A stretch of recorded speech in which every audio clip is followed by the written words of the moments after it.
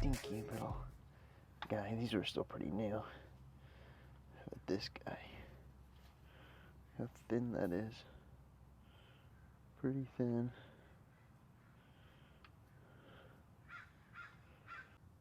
So, first reason you'd want to do that is because this guy is limited. You can only droop down as far as that thing will allow it. But with this guy, you can droop all the way down. You can droop all the way down to the floor.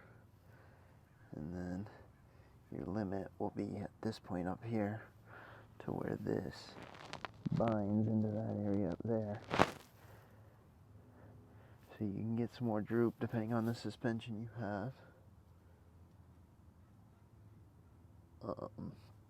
And then you just replace this part instead of this entire piece here.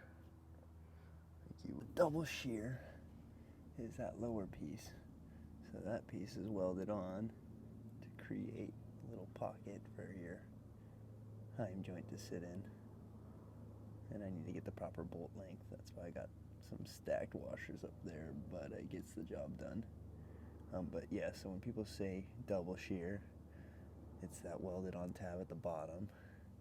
And the Heim is the type of joint that you're now using. Yeah, similar to like the UNIBALL style joint, uses spherical bearing type technology as opposed to a ball joint.